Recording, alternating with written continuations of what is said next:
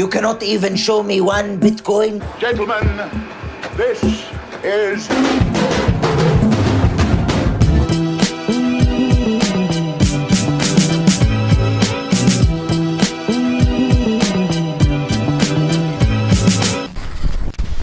What's up everyone, it's Adam from FWCI and we've got the SpaceJam 2, a new legacy pitch meeting.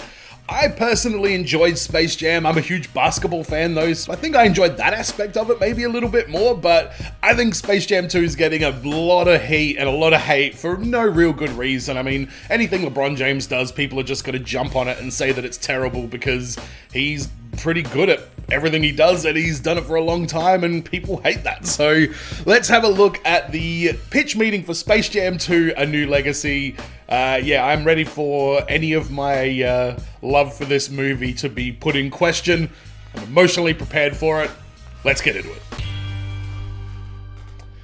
Alright, So, you what have do we a got? Space Jam sequel for me? Yes, sir, I do. And I figure we could get LeBron James in this one and also really try to capture the spirit of the original. Oh, like in the sense that it was one of the most popular children's movies of its decade? No, in the sense that it was based on a commercial. Oh, gotcha. So He was. Yeah, it was the Bugs Bunny Michael Jordan commercials what created the whole Space Jam movie in the first place. But yeah, okay, let's get back. what's it gonna be a commercial for? Ourselves. I like the sound of that. Yeah, I really want kids to finish this movie and turn to their parents and say, you know, Warner Bros. Entertainment Inc. really is my favorite multinational mass media and entertainment conglomerate. Seems realistic enough, yeah, so what's the plan? Oh, well, you know all the stuff we own? I'm familiar. We put it in the movie. We put it in the movie? We put it in the movie. So a lot of people have been really critical of that.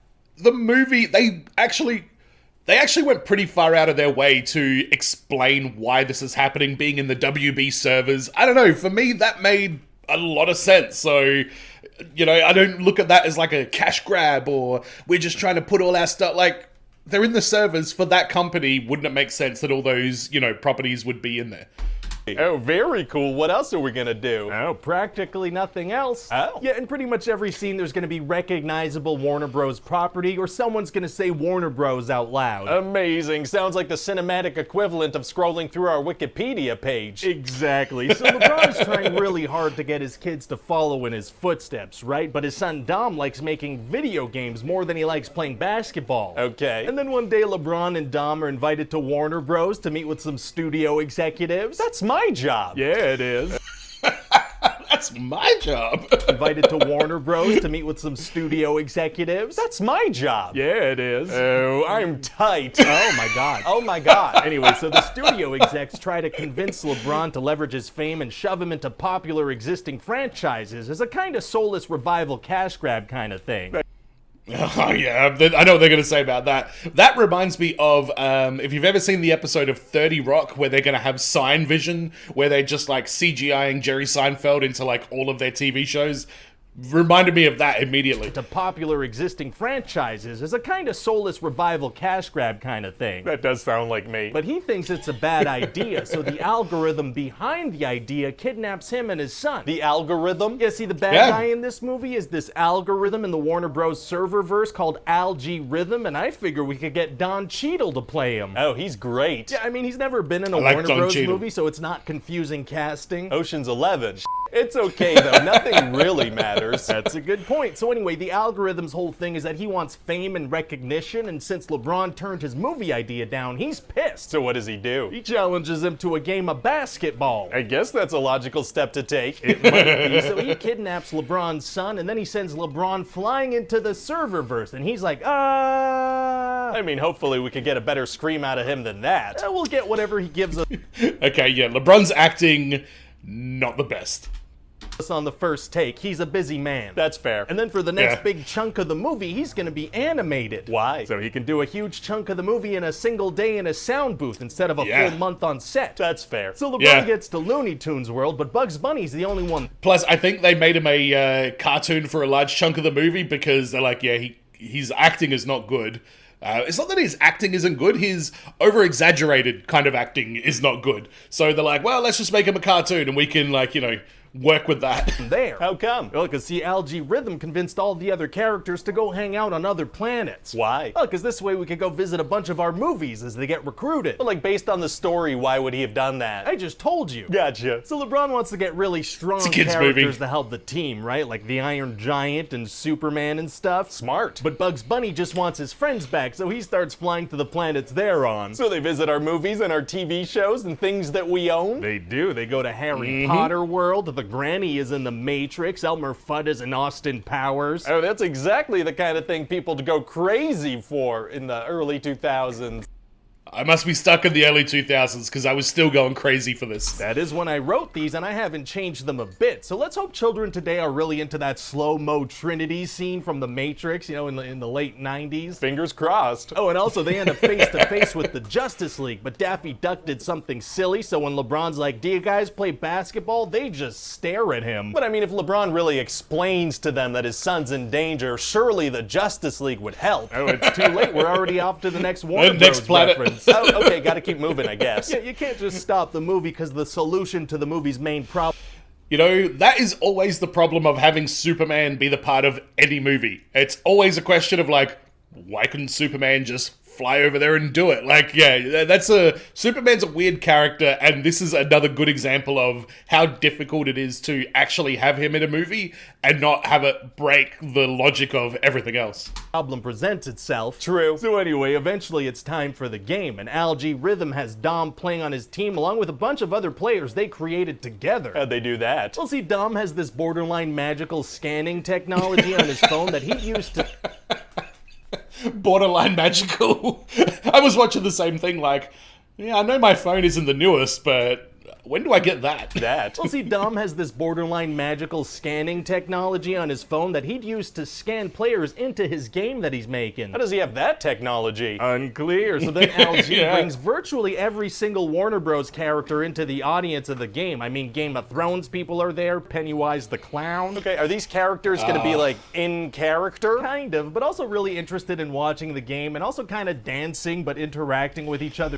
All those characters in the crowd of the game, they looked like the weird background characters that you get from like a Street Fighter game or like some like NPC from a video game. It was very a mixed bag as to whether it looked good and made sense and whether it looked stupid and just raised more questions. There too. Oh, this raises a ton of questions. Yeah, I know. Please don't ask any of them. Oh, okay, I won't. Yeah, all you really need to know is that it's gonna look like a sea of cosplay. And by the way, is he going to mention A Clockwork Orange? Because, yeah, WTF, mate. Players going to their first Comic-Con and not quite nailing the whole thing yet. Got it. And then Al's gonna use Dom's technology to also scan in a bunch of people from the real world. Oh, he is? Yeah. If he was just looking for recognition, wouldn't zapping a bunch of real people into a computer accomplish that? I mean, why even play basketball at this point? Oh, yeah, you're right. Okay, then let's just skip the basketball in this SpaceJam movie then. Well, no, there should be some basketball. Yeah, And I'm gonna need you to get all the way off my back about this guy's plan. Oh, okay, let me get off of that thing. So then he reveals that if LeBron loses this game, everybody's gonna get trapped in the Serververse forever. Oh no, everybody must be terrified. They are terrified, and then Dom enters, so they all cheer for him. But if he wins, they all get stuck in the Serververse forever. yeah, they all cheer anyway for some reason. Oh, okay. So then the game starts and the Goon Squad True. scores over 1,000 points because you get points for style and stuff, whatever. How does the scoring system work? No idea, it's just gonna be all over the place. Oh, it's gonna be hard for the audience to feel any stakes if the scoring is arbitrary. Actually, yep. Okay. Then we're gonna...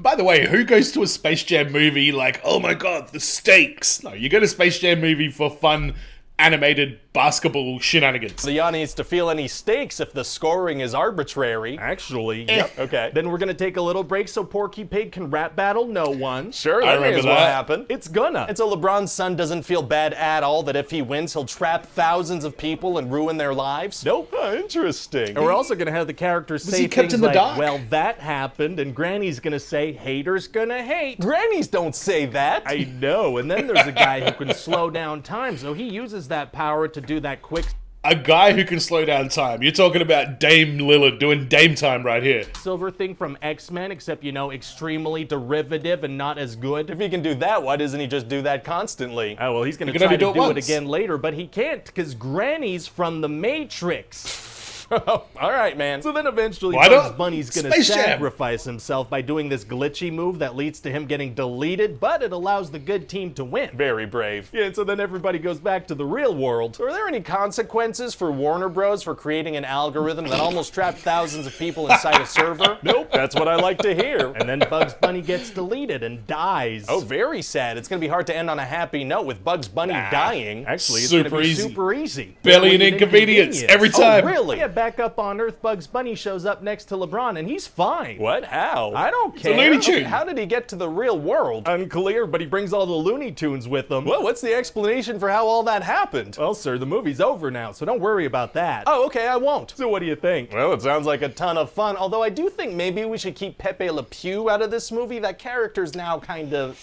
Yeah, I guess that makes Yeah, sense. a but little other bit than predatory. That, every WB character's fair game. I don't see why not. Yeah. Why the Space Jam 2 Clockwork Orange cameo is so controversial. Why? Have you seen the movie Clockwork Orange? Watch 10 minutes of that movie. In fact, this seems like a good a time as any to share this little story. When I was 18, we were listening to talkback radio because, you know, me and my mates were just absolute idiots.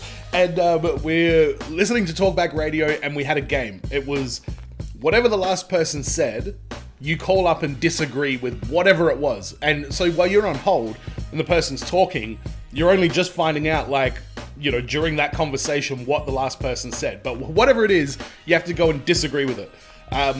The person who called up before me was this little old lady. This is so funny when I think about it. It was this little old lady saying, yes, hello. This is Bob Francis in Adelaide, by the way, for any local people. A little old lady on the phone. Hello, yes, A Clockwork Orange was on the television last night, and I've always heard that movie name, so I thought I'd watch it, but it was just horrible. There was just terrible things happening in this movie. It was a little old lady calling up to say that Clockwork Orange was disgusting, which it definitely is to some degree. I come on next. I'm like, well, I've never seen Clockwork Orange. I don't even know what it's about at this point, because I'm 18. Ring up, I'm like, yeah, well, you know what? Clockwork Orange is like a bit of, cinematic history. It's a masterpiece. It's this and that. And, yeah, the guy called me out. He's like, you sound like a young man, and it just kind of went from there. But anyway, Clockwork Orange is a messed up movie, is the point I'm trying to make. That was a really fun video. Space Jam 2 has a lot of flaws that can be poked at. That's absolutely fine. Again, it's a kid's movie, and if it sucks or if it doesn't make any sense, what does that have to do with my life? Nothing. Like, I'm still gonna end up doing the same thing the next day is what I would have done regardless. So I never really got that upset about kids' movies, you know, being not good or you know, being kind of flimsy plot-wise and stuff like that. It's like, come on, what do you want? But that was awesome. Ryan George is hilarious. Yeah, I'm gonna do a video about Space Jam 2 because, again, a lot of people really giving this movie a hard time, and I think it was perfectly fine, and honestly, I think the problem is really with those people that are just getting so upset about it. Like, why did Space Jam 2 have to be so shit? Mate, it's a kid's movie. Like, do you think adults were going to see Space Jam 1 and saying, like, no, you know what? My favorite part was when Michael Jordan got sucked down a golf hole and then Bill Murray and Larry Bird just fucked off and were like, yeah, whatever, let's just go to the next hole. What's your score on that one, Larry Bird?